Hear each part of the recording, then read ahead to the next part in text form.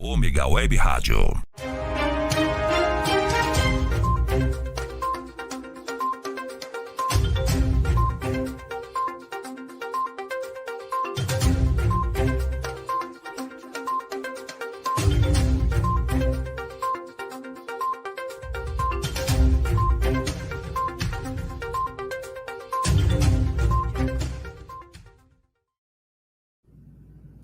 Olá, boa noite.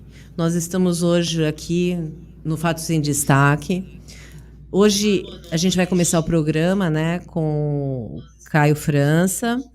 Mas antes da gente falar sobre política, sobre as questões mais importantes, né, a gente vai falar um pouquinho sobre o Dia Internacional da Mulher.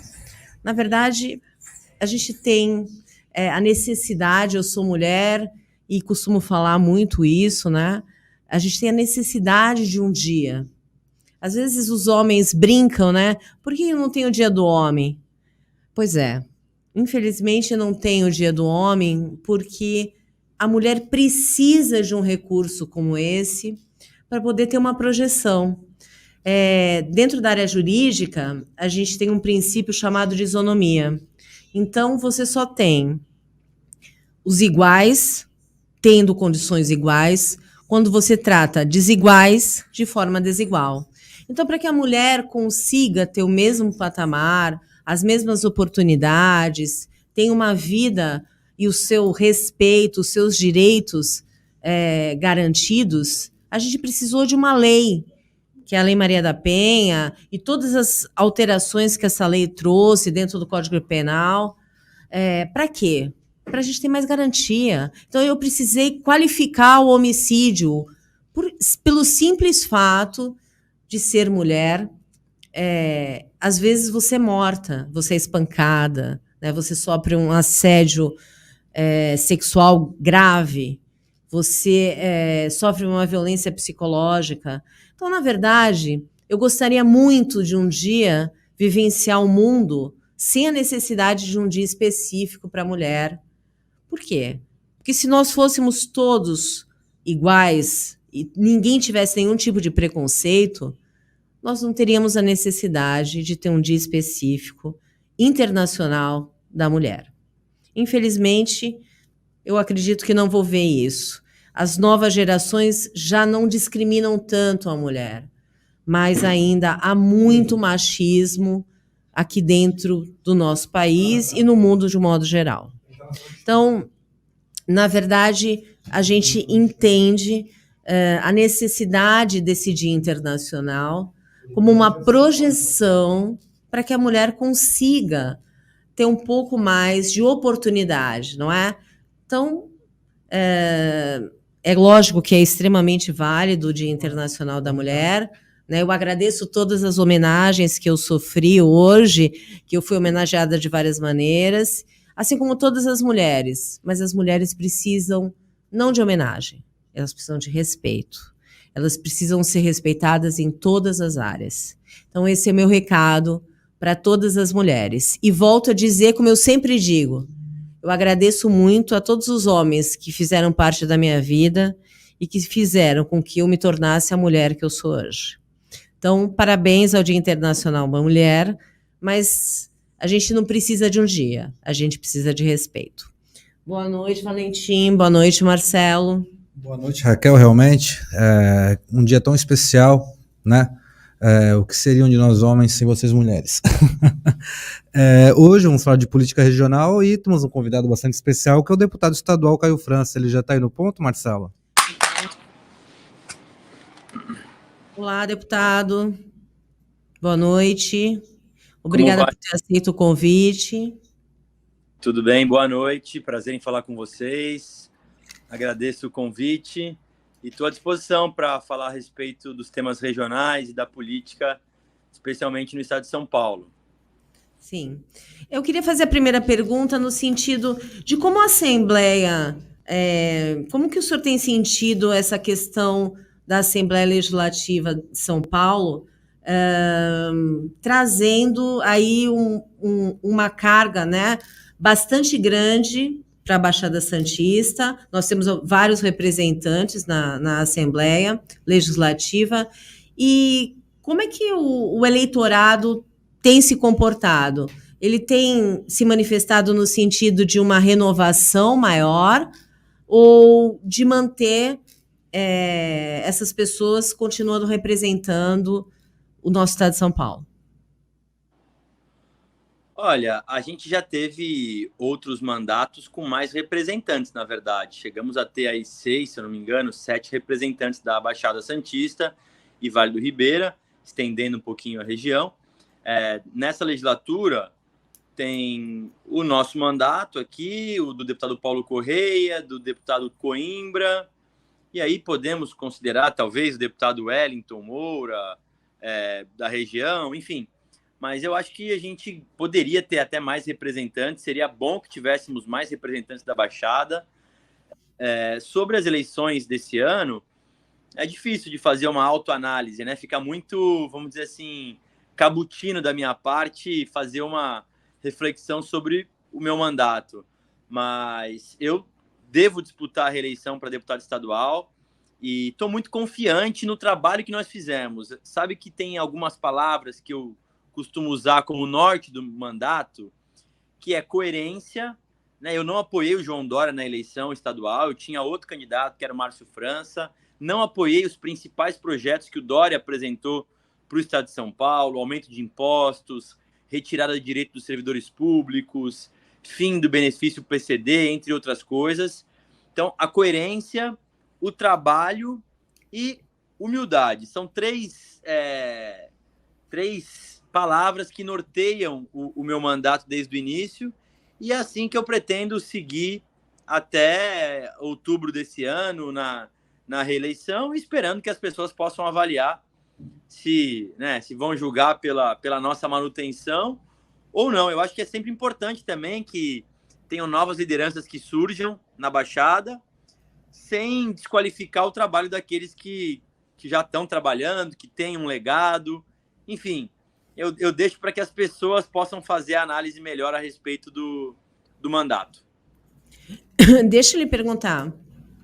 Então, a sua pretensão é uma reeleição para deputado estadual. O senhor não tem pretensão de ser um deputado federal, de sair como deputado federal? Esse ano eu me programei para disputar a reeleição para deputado estadual. Portanto, esse é o objetivo hoje. Que eu pretendo ter. Eu tenho ainda mais alguns meses, né, de mandato, então a gente, claro que é um ano eleitoral, então as eleições elas acabam contaminando todos os debates, mas ainda tem aí pelo menos mais 6 meses antes da eleição, então a gente pretende trabalhar bastante ainda, e aí a partir de julho, mais ou menos, agosto, que é quando começam efetivamente as eleições, uma dedicação maior aí pensando nas eleições. O senhor podia citar quais foram os principais projetos, né, que foram aprovados e que beneficiaram aqui a Baixada? Claro, eu sou autor do projeto de lei que trouxe para cá, né, o Ame Mais em São Vicente, o Poupa Tempo de São Vicente, o Bom Prato de Cubatão e o Bom Prato de Santos, o último Bom Prato, o terceiro de Santos, tem uma ação efetiva do nosso mandato. Além desses, né, são vários recursos para infraestrutura, saúde.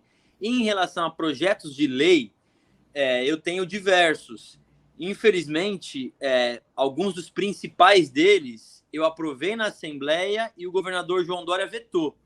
Como, por exemplo, o projeto de lei que dá transparência na Central de Regulação de Vagas de Saúde, que é um drama aqui da nossa região e de todo o estado de São Paulo, e que, lamentavelmente, o governador João Dória vetou o projeto. Eu sou autor do projeto de lei, nós estamos no mês, né, num dia especial das mulheres. Eu sou autor do projeto de lei que proíbe a nomeação em cargos públicos comissionados de pessoas que estão condenadas com a Lei Maria da Penha. Sou autor do projeto de lei que, por exemplo, facilita a adoção aqui no estado de São Paulo. Tive a coragem de poder pautar um projeto de lei que inclui a cannabis medicinal no SUS aqui em São Paulo, para famílias que têm crianças autistas, idosos com Parkinson, epilepsia. Então, a gente tem um leque grande de projetos de lei que alguns foram aprovados, outros sancionados, alguns em tramitação na Assembleia ainda, mas esses são alguns dos nossos projetos aqui para o Estado de São Paulo, né? Os projetos de lei, eles não são especificamente para a região. Aí são mais conquistas que nós temos ao longo do tempo. Poderia citar aqui, né, outros dois que não são projetos, são mobilizações que nós tivemos. Não sei se vocês sabem, mas o governador tinha programado de instalar um pedágio novo ali em Itanhaém. E nós conseguimos, através do nosso mandato, paralisar essa ideia do governador, e ele teve que voltar atrás e retirou essa ideia. Infelizmente, a gente não teve o mesmo êxito, mas batalhamos muito para não instalação de mais um presídio na área continental aqui de São Vicente. O governador acabou colocando goela abaixo aqui da nossa cidade, mais um presídio, nesse caso, um presídio semiaberto, trazendo mais insegurança aqui para as pessoas que vivem na cidade de São Vicente, especialmente na área continental.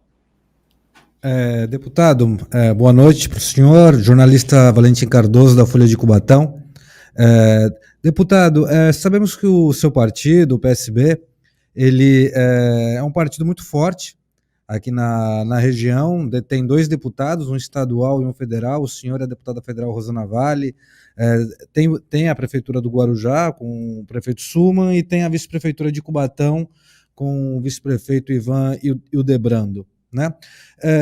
Como o partido vê toda essa força na região, a Baixada Santista realmente é um trampolim para a conquista de votos em demais regiões do estado, e o que o partido pretende, qual a visão de crescimento do partido, tanto regional como na esfera estadual? Olha, só para reforçar, tanto o prefeito do Guarujá quanto o vice-prefeito de Cubatão acabaram se desfiliando do PSB. Ainda assim, tanto eu quanto a deputada federal Rosana Vale estamos no PSB, e estamos movimentando bastante aqui a política regional. A gente, claro, tem uma eleição estadual no meio do caminho. O governador Márcio França, em 2018, ganhou as eleições aqui na Baixada, em praticamente todas as cidades, no primeiro e no segundo turno. Se eu não me engano, somente em Bertioga, o governador Márcio França perdeu as eleições para o João Dória. Nas outras cidades, nós ganhamos, e ganhamos bem. Então, a nossa expectativa é de renovar os nossos mandatos como deputado estadual e federal. E estamos trabalhando muito para o Márcio França disputar a eleição para governador, para que a gente consiga mostrar para as pessoas quanto foi prejudicial para a Baixada a escolha pelo João Dória. A gente percebe isso nos investimentos, na postura do governador, e especialmente quem relembra dos debates sabe que o Márcio França falou muitas das coisas que estão acontecendo hoje. Ele fez essa previsão lá atrás nos debates. Então, a nossa aposta com a vitória, né, a minha vitória, a vitória da Rosana Vale e do Márcio França, é de que, claro, daí depois, em 2 anos, a gente tenha condições de poder apresentar bons nomes na disputa das eleições municipais. Mas isso, é claro, tem muito tempo pela frente ainda e está condicionado ao resultado das eleições de 2022. Sim, eu queria perguntar, essa questão hoje, né, que envolve o Alckmin se filiando ao PSB, e, eventualmente, num plano federal, ele se unir ao ex-presidente Lula, e você acha que isso poderia, de alguma maneira, causar algum tipo de desconforto para as candidaturas de deputados, governador e deputados estaduais e federais? Da minha parte, não. Eu tenho muita tranquilidade. É claro que sempre defendo que o PSB tenha a candidatura própria, tanto para presidente da República quanto para governador. E vou fazer essa defesa até o limite do tempo que os prazos das convenções esticarem. Mas eu entendo que a filiação do governador Geraldo Alckmin está muito bem encaminhada. Eu tenho um respeito muito grande por ele. Fui deputado da base aliada dele. E acho que ele tem um legado aqui de serviços prestados pelo Estado de São Paulo e está tomando uma atitude inesperada na política em relação a aceitar eventualmente ser vice do então presidente Lula. Vamos aguardar para ver se isso se concretiza. ainda, mas acho que a vinda do Geraldo Alckmin para o PSB também reforça a candidatura do Márcio França para governador, porque ainda tem muita gente que tem carinho, respeito pelo governador Geraldo Alckmin, e acho que essas pessoas têm tudo para poder abraçar a candidatura do Márcio França para o governo de São Paulo. Agora eu quero fazer uma pergunta com relação ao clima da Assembleia, devido a tudo o que aconteceu com o deputado Arthur Duval, né? Existe algum clima de uma punição mais rápida, né, do que nós tivemos com relação ao outro deputado que acabou praticando uma importunação sexual? Olha, eu não sou do Conselho de Ética, mas eu também estou indignado com a postura do deputado Arthur Duval, não só pelo fato dele ter ido para uma guerra e que isso, por si só, já era um tanto quanto preocupante e até talvez inconsequente, mas vamos pensar que ele tenha ido para poder fazer uma ajuda humanitária, como ele falou. Mas daí a você ter os áudios que foram vazados, e especialmente aquela parte que fala que as mulheres são mais fáceis lá porque são pobres, é lamentável e não representa o pensamento da Assembleia. Então eu imagino que ele tenha que ter uma punição rigorosa, sim, mas claro, dentro do que a gente diz que prazos, né, da formalidade. então assim, não é nem mais rápida nem menos rápida do que foi com o Fernando, mas eu penso que tem que ser com o máximo rigor permitido, porque inclusive meu sentimento é que o clima é para punição dura com ele, com relação inclusive à cassação do mandato. Vamos ver se isso se confirma no Conselho de Ética, mas é claro, sempre aí permitindo que ele possa fazer alguma defesa, se é que tem defesa para o que ele disse ali nos áudios. Então, aguardar para a gente poder ver. Tem já diversas representações contra ele, pedindo a cassação do mandato. Sim. E, além de tudo, é claro que também acaba sendo um ingrediente maior o fato do Arthur Duval ser sempre um deputado mais agressivo, que sempre apontava os erros dos outros. Então, tudo isso, óbvio, que acaba, de alguma forma, também reforçando assim, a importância de você ter uma punição, porque quando você aponta muito o dedo para outras pessoas, é claro que você tem que também saber que quando acontece alguma coisa com você, isso vai acabar acontecendo com você também.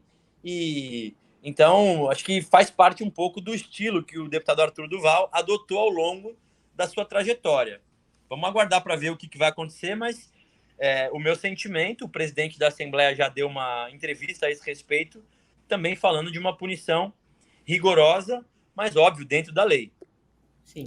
Deputado, acho que nunca na história das pré-candidaturas e candidatura a deputado estadual, realmente, acho que aqui na região está mais aberto até do que para deputado federal, muitos bons nomes, né, regionalmente, pleiteando a vaga de deputado estadual. O senhor acha que essa eleição vai ser mais concorrida? Até que ponto isso é bom? Até que ponto isso é ruim?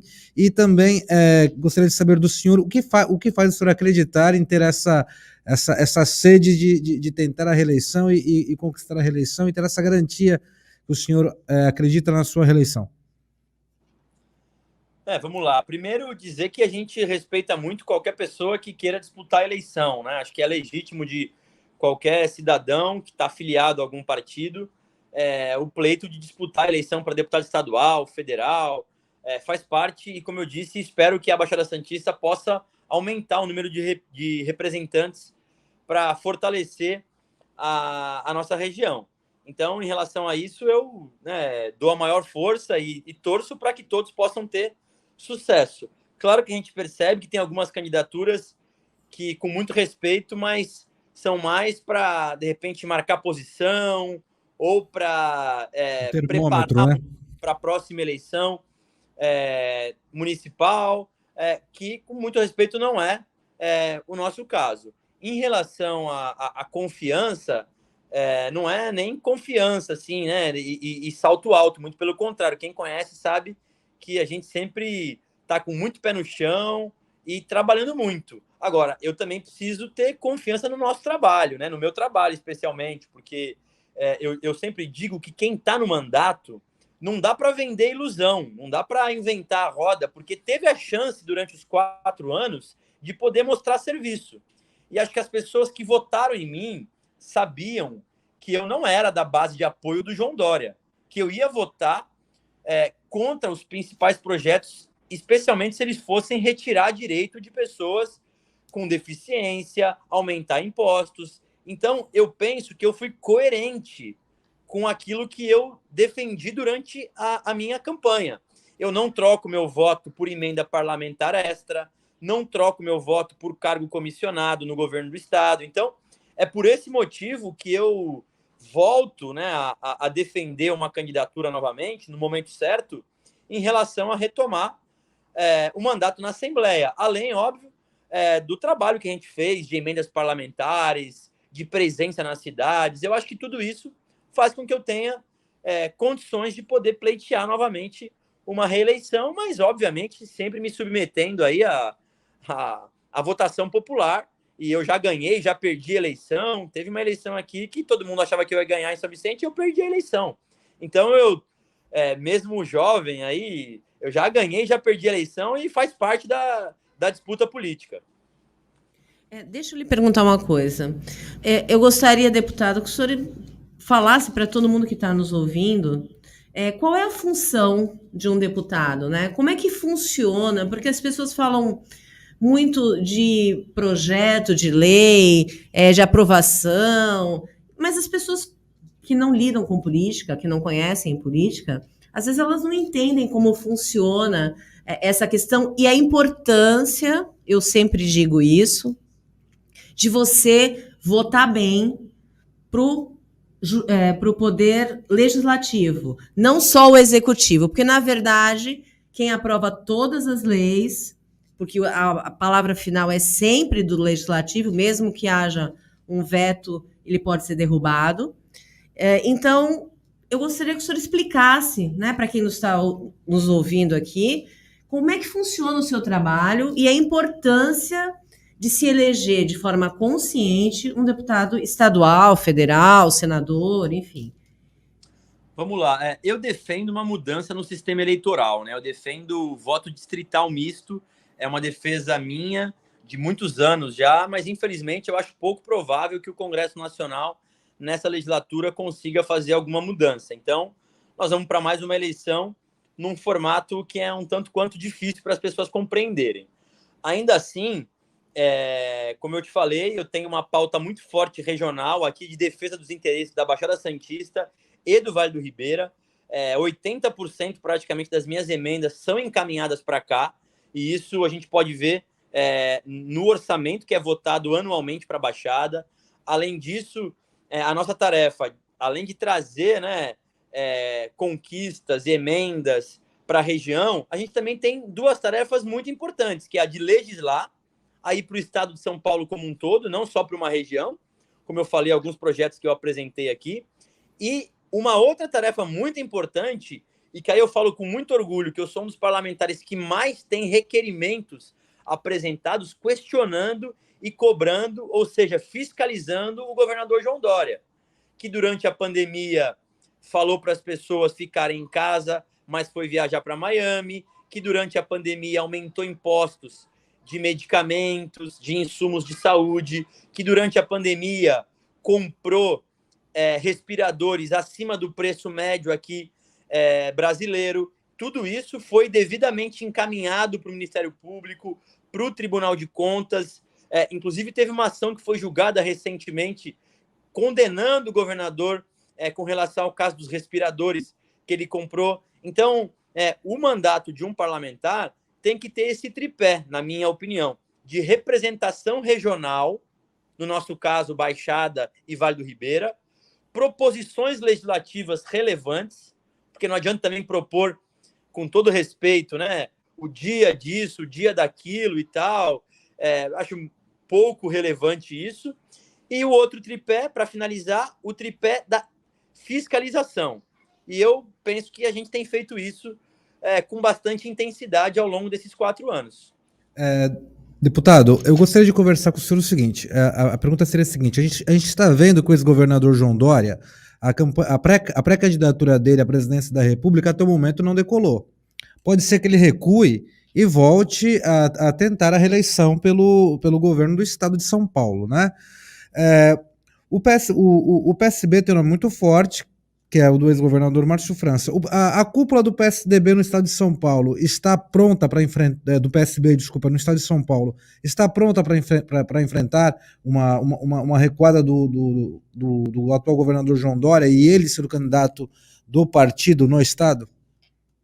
Olha, eu gostaria muito dessa disputa. Confesso para você que seria para a gente um prato cheio para poder enfrentar o governador e dizer para ele tudo aquilo que foi dito em 2018 que aconteceria. Ele disse que não ia fazer e fez todas as coisas que ele mesmo negou em 2018. Então eu confesso para vocês que eu gostaria muito de enfrentar o João Dória numa reeleição para o governo de São Paulo, mesmo ele com a máquina, com os prefeitos, a maioria deles, em tese, apoiando o governador, com a maioria da Assembleia apoiando o governador, os deputados federais, a maioria dos partidos, a maioria da grande imprensa, vamos dizer assim também, municiada por propaganda institucional do governo e diminuindo as incoerências que ele fez ao longo desses 4 anos, eu gostaria muito de poder enfrentá-lo. Mas como ele sabe que a rejeição a ele é altíssima aqui em São Paulo, eu confesso para vocês que eu acho pouco provável que ele aceite disputar uma reeleição. Portanto, ele prefere perder para presidente, mas dizer que perdeu para presidente, do que perder no cargo que ele ocupa. Então, eu acho pouco provável que a gente tenha essa disputa, mas fica aqui a mensagem nossa, né? João Dória, dispute a reeleição para governador. Eu acho que é a chance que ele tem de poder defender o legado dele, né, dos 4 anos que ele fez como governador, porque até o momento ele não conseguiu cumprir nenhum mandato que ele teve. O de prefeito ele saiu na metade. O de governador ele vai sair há 1 ano antes de terminar o mandato. Então, acho que é a chance que ele tem de pelo menos cumprir um mandato inteiro pelo cargo que ele foi eleito. Muitos políticos da região, deputado, dizem que houve até uma perseguição do governador com a região da Baixada Santista devido o também ex-governador Márcio França ser da região. O senhor acha que a Baixada Santista realmente foi prejudicada nesses primeiros 4 anos da administração João Dória? Eu acho não, tenho certeza, né? Porque o Diário Oficial não mente. O Diário Oficial, todos os dias, é publicado e demonstra o que veio e o que foi tirado da Baixada. E, pasme, nos primeiros 2 meses do governador João Dória, ele tirou da Baixada Santista quase 200 milhões de reais. A obra do VLT, que é uma obra muito importante da segunda fase, caminha a passos de tartaruga. O projeto de ponte ou de túnel Santos-Guarujá, ele não vai conseguir nem começar a obra ao longo desse tempo. Portanto, eu vejo muito pouca coisa que foi feita pelo governador João Dória e pelo seu vice Rodrigo Garcia ao longo desses 4 anos. Então, eu não tenho dúvida que a Baixada Santista teve um prejuízo muito grande no mandato do governador João Dória, e aí eu falo especialmente a cidade de São Vicente, que foi a mais prejudicada ao longo desses 4 anos, infelizmente por decisões políticas do governador João Dória e do seu vice Rodrigo Garcia. Eu briguei todas as vezes, inclusive fui para a justiça para tentar reverter, mas infelizmente ele pouco escuta e outras autoridades preferiram se omitir nesse momento tão difícil que a cidade vive. Bom, deputado, a questão da Assembleia, né, para que as pessoas entendam, para que qualquer coisa seja aprovado numa Assembleia, a necessidade que os deputados votem a favor. E, na verdade, a gente sabe que a Assembleia Legislativa do Estado de São Paulo está muito ligada ao PSDB há muitos anos, né? Isso é uma realidade, não há como negar. Então, vocês sentem muita dificuldade de aprovar projetos que, de alguma maneira ou outra, venham a infringir algum tipo de interesse ligado ao partido, ao PSDB? Com certeza isso acontece muito. Para a gente conseguir aprovar um projeto lá que, vamos dizer assim, confronta os interesses do governo é bem complicado. Normalmente a gente faz isso no final do ano, na votação de um projeto relevante para o governo, você condiciona a aprovação do seu projeto em relação a isso, muitas vezes sabendo que vem um veto pela frente. Então, esse caso aí que eu citei, por exemplo, do meu projeto que dá transparência à Central de Regulação de Vagas da Saúde de São Paulo. Vejam, não tem nenhum cidadão em sã consciência que seja contra você ter transparência na Central de Vagas, porque nem eu, nem você, nem ninguém quer que tenha dedo político de pessoas favorecendo um ou outro, e por esse motivo nada melhor do que a transparência. O governador simplesmente vetou esse projeto. Nesse mesmo dia que ele vetou esse meu projeto, ele sancionou o projeto de lei que cria o Dia do Samurai aqui em São Paulo. Com muito respeito a todos, né, ao governador, às outras pessoas. O que é mais importante para São Paulo? Transparência na Cross ou o Dia do Samurai? Eu até acabei me indispondo com o colega, pedi desculpas para ele depois, do autor do projeto de lei da Lei do Samurai. Mas, assim, chega a ser uma coisa meio jocosa, né? Você, no meio de uma pandemia, vetar um projeto como esse. O governador João Dória vetou outro projeto de minha autoria, que incluía no VLT, nos ônibus intermunicipais, dispensadores de álcool gel, porque o transporte público é um dos principais locais de aglomeração e de transmissão de doenças, seja essa ou seja outras futuras. Sabe o que ele falou para vetar o meu projeto? Ele disse que pode pegar fogo no ônibus. Então, assim, chega a ser um absurdo o que acontece na Assembleia em relação aos projetos de lei de deputados que são da base aliada e que muitas vezes se sujeitam a apresentar projetos pouco relevantes para serem sancionados, e aí deputados que são de oposição, assim como eu, têm projetos, às vezes, muito mais relevantes que são vetados. E aí você disse aqui, em determinado momento, mas pode derrubar o veto do governador. Pode derrubar o veto do governador. Mas aí, a caneta para ver quem pauta essa derrubada de veto é única e exclusivamente da presidência da Assembleia. E aí, como você bem mesmo disse, é difícil quando você tem uma mesa diretora praticamente toda ela alinhada ao governador João Dória. Então, assim, eu lamento muito que a Assembleia, muitas das vezes, se apequene a ter projetos pouco relevantes, assim, né? A gente simplesmente fica lá debatendo e discutindo projetos que vêm do governador, que vêm do Tribunal de Justiça, que vêm da Defensoria Pública.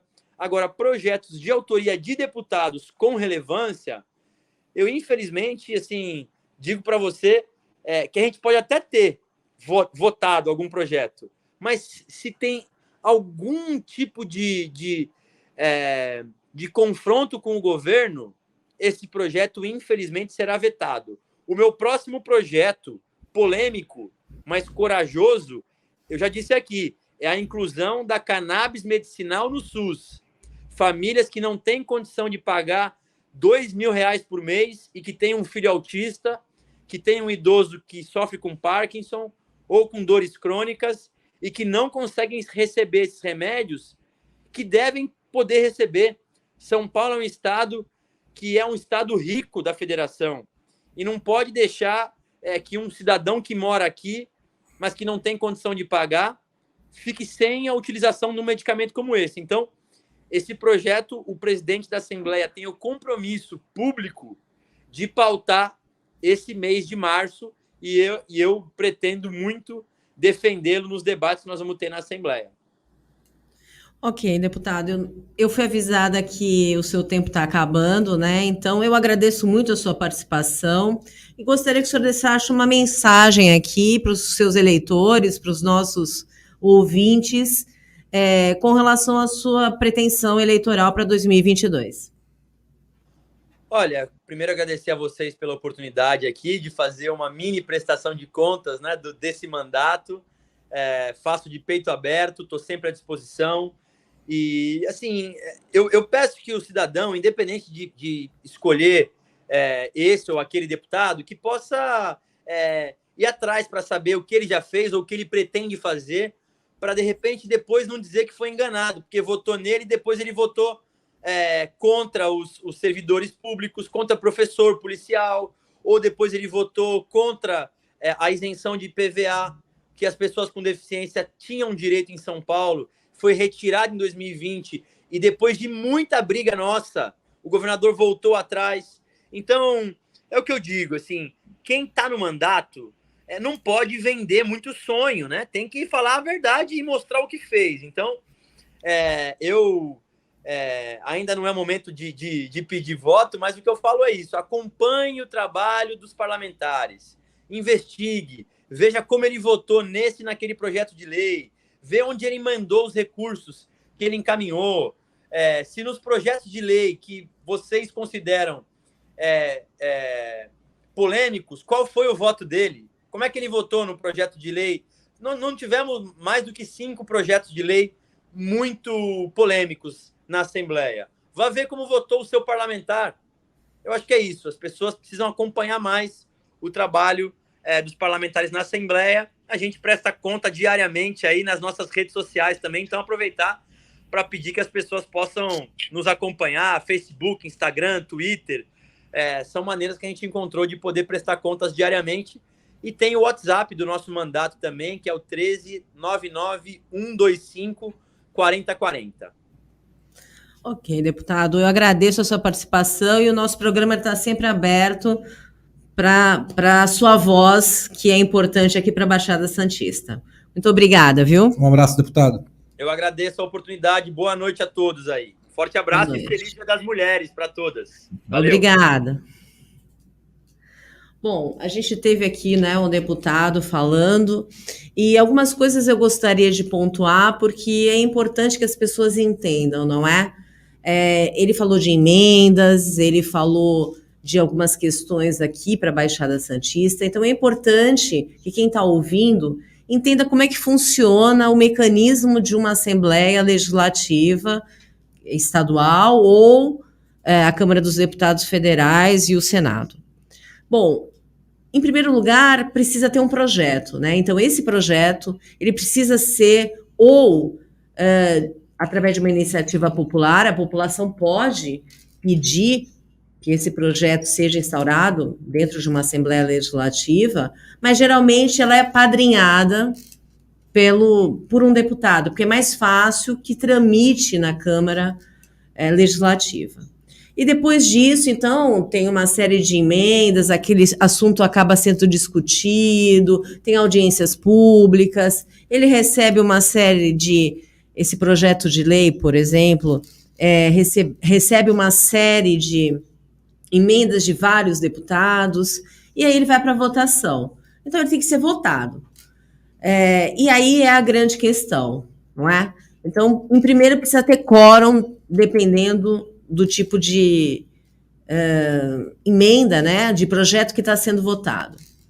E depois, o que acontece? Se ele for aprovado, não é? Ele é sancionado, ele é aprovado pela Câmara dos Deputados, ele vai pro executivo. Quem é o executivo? É o governador, no caso da Assembleia. Então, o governador, ele tem 2 opções. Ou ele sanciona, quer dizer, ele vai aprovar, porque essa aprovação ou não do governador, ela tem o seguinte sentido: bom, essa medida, essa lei que vai se transformar, esse projeto que vai se transformar em lei, ele está em acordo com as necessidades da nossa sociedade? Ele está em acordo com a nossa Constituição Federal e Estadual?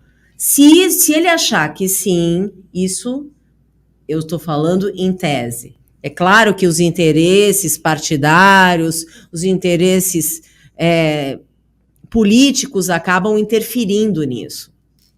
Mas também é importante lembrar que o governador, assim como o chefe do executivo federal, ele precisa estar dentro da lei orçamentária, senão ele pratica crime de improbidade administrativa.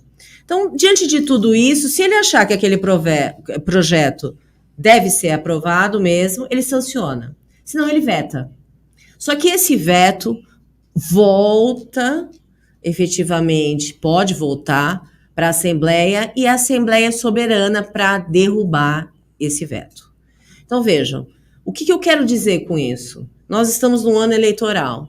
Então, a importância do legislativo é muito grande. Então, as pessoas precisam entender que precisam votar bem nos deputados estaduais, nos deputados federais, no Senado, porque, na verdade, às vezes você tem uma pessoa como o Arthur Duval, que é um deputado do estado mais rico da nossa federação, e fez o que fez.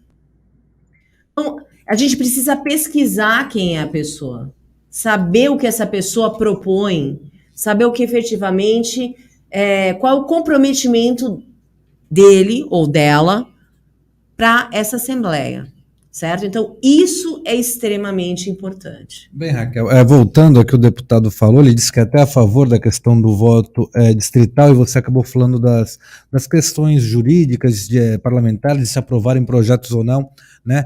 Eu acho que o voto distrital seria muito importante nessa questão, porque acho que quanto mais deputados de uma região fizessem força, acho que as cidades, os municípios, os bairros seriam cada vez mais agarinhados com o poder executivo do governo do estado. O voto distrital, ele vai ajudar na hora da eleição, né? Mas a questão da Câmara, da Assembleia Legislativa, da Câmara dos Deputados Estaduais, ela fica imexível nesse sentido. O que eu acho do voto é que o brasileiro, ele já não entende como ele vota, né? É importante a gente deixar isso claro. Se você perguntar para 80% da população brasileira, ela não sabe qual a função de um deputado, de um senador, do presidente, do governador, dos vereadores. Ela não tem ideia. Ela não tem ideia do quanto isso impacta na sua vida, todos os santos dias. Então, as pessoas têm uma ideia de que política não se discute, de que política não é para ela, e de que política ninguém presta. Então, não é assim. Ciência política se discute, sim. O que a gente não discute é ideologia política. Que eu tenho a minha, você tem a sua, o Marcelo tem a dele. Isso não se discute. Mas a ciência, que está todo o tempo se movimentando, ela é para se discutir, sim. Por quê? Porque as pessoas precisam entender esse mecanismo. Achar que, por exemplo, tem muita gente falando, é um absurdo o Geraldo Alckmin se unir ao Lula.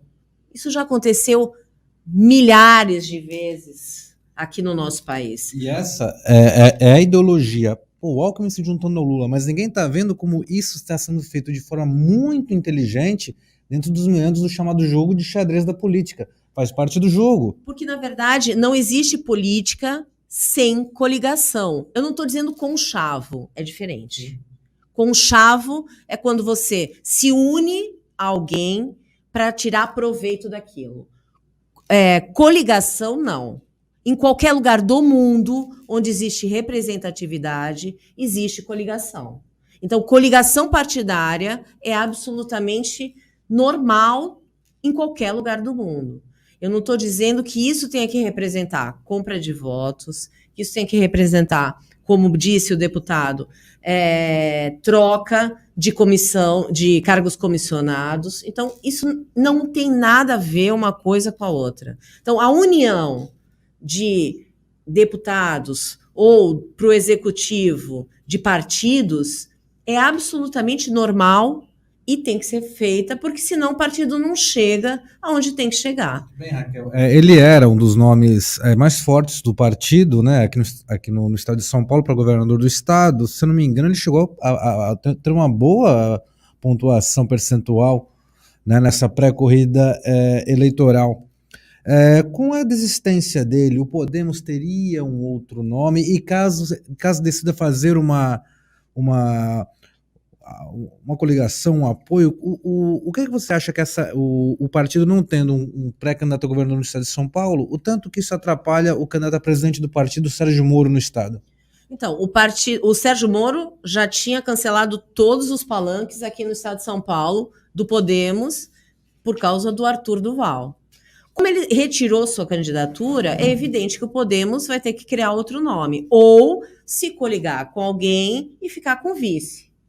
Mas ele vai ter que lançar outro nome, sem dúvida nenhuma.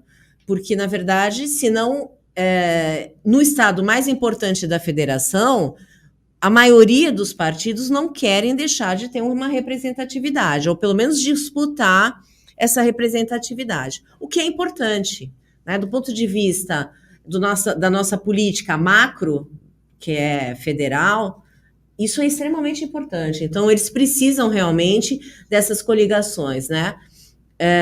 O que as pessoas não podem confundir é que o fato de alguém que se diz de um partido de mais centro, que é o caso do Alckmin, se unir a alguém que é de um partido como o PT, que se diz mais liberal, isso cria uma dificuldade ou como se ele estivesse causando algum tipo de conflito entre o seu eleitorado. Isso não existe. Não é? Não se esqueçam que Paulo Maluf se uniu ao PT nas últimas eleições que se candidatou.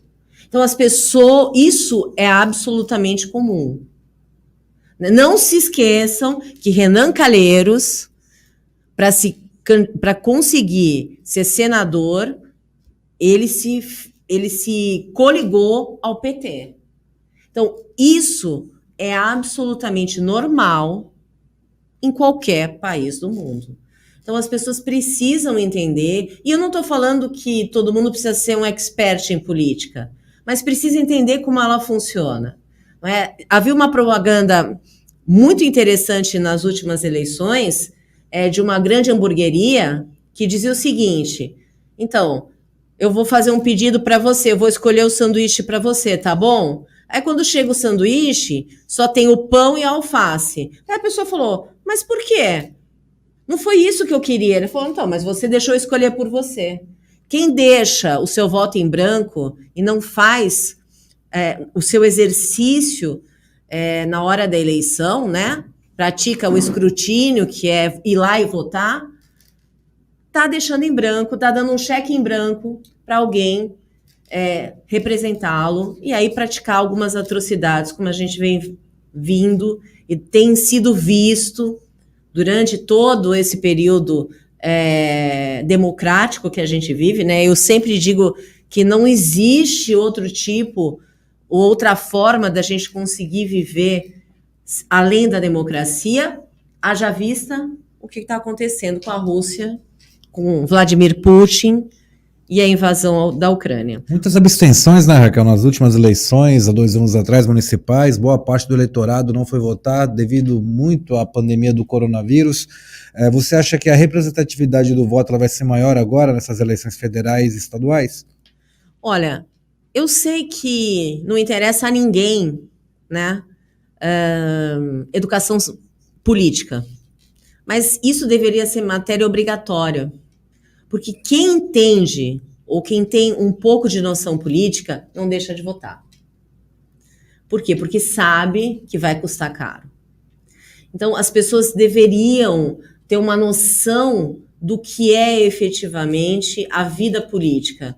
Porque esses escândalos, a descrença na política, faz o cidadão deixar para lá. Só que eu volto a dizer, deixar para lá custa muito caro. Então, são 4 anos que você vai engolir aquele político fazendo o que ele quer, e aí não adianta querer impeachment ninguém. O Brasil não pode viver assim. Nós precisamos de segurança jurídica, política e econômica para a gente poder crescer. Senão, nós não vamos crescer. Eu até acredito que nas últimas eleições ficou muito claro o jogo de interesses, né? Nós tivemos uma presidente impeachmentada, a segunda na história do país em menos de 30 anos, né? O que absurdo. Um absurdo. Esse espaço de tempo, politicamente falando, ele é curto, porque se levarmos em consideração mandatos, eleições, poucas pessoas passaram pela cadeira, né? O que acontece é que, na verdade, a gente acaba agindo como um parlamentarismo dentro de um presidencialismo. Então, se a gente tivesse um parlamentarismo, tudo bem, o primeiro-ministro não está funcionando direito, tira, sem problema, porque esse é típico do sistema parlamentarista, mas a gente vive num presidencialismo. Então, o crime que leva ao impeachment é um crime que tem que ser muito grave.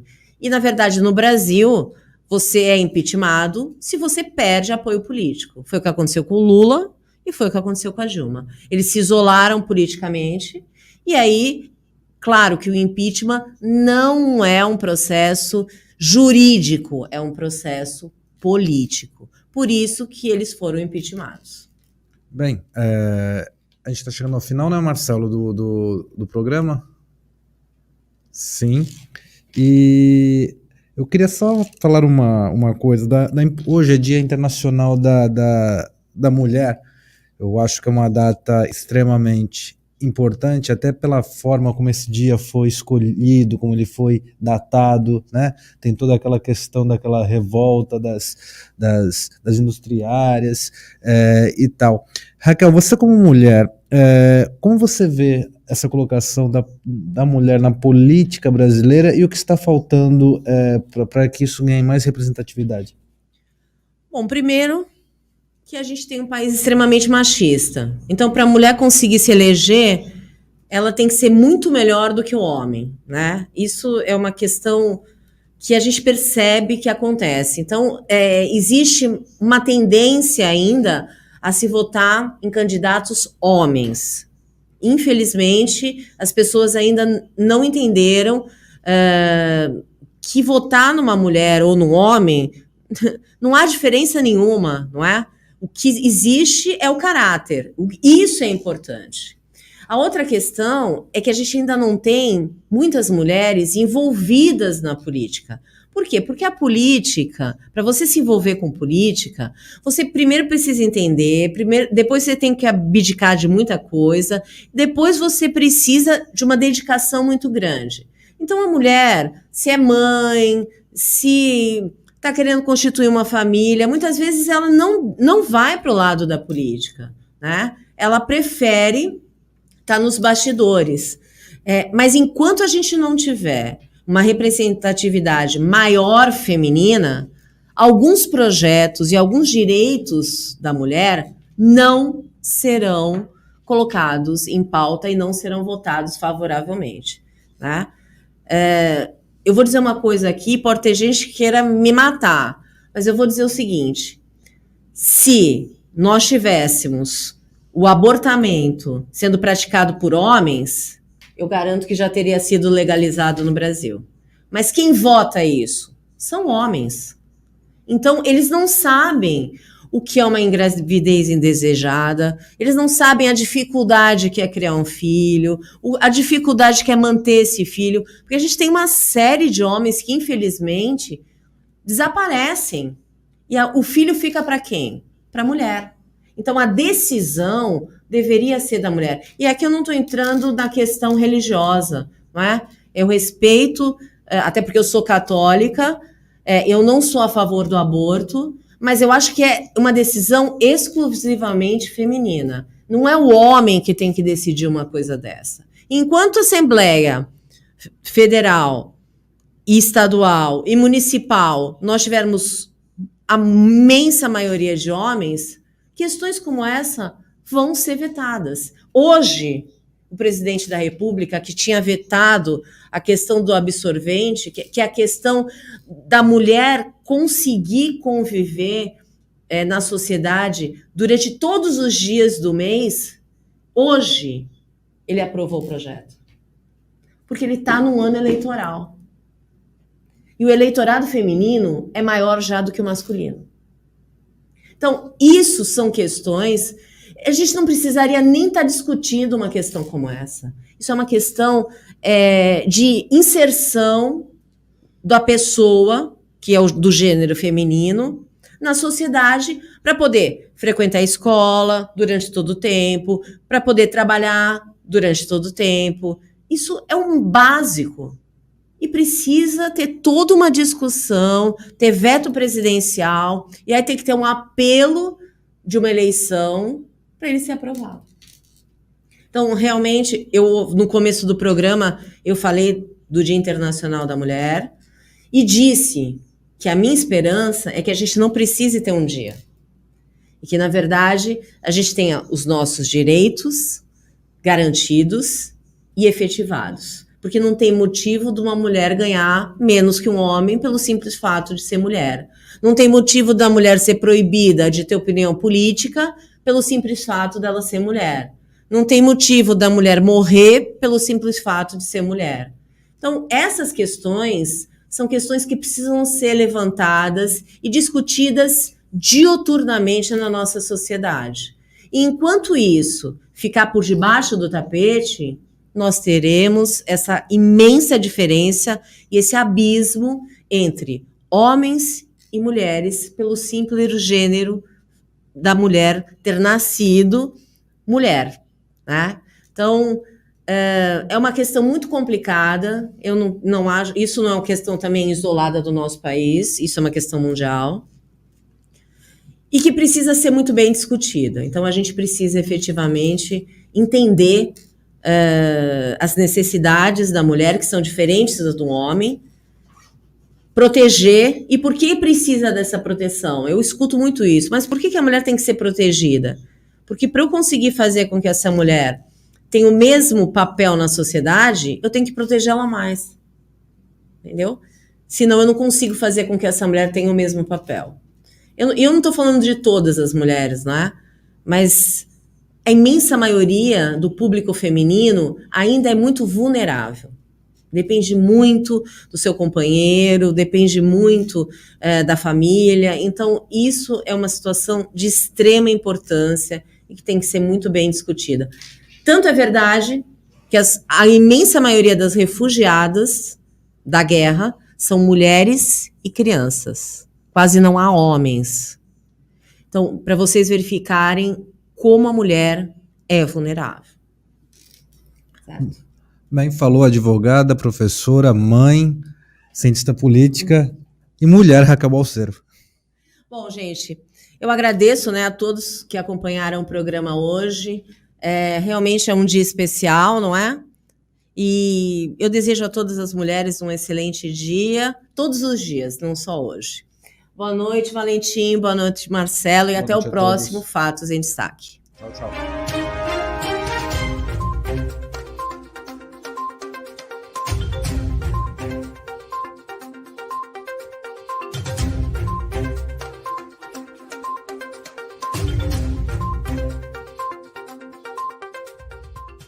Compartilhe esse link.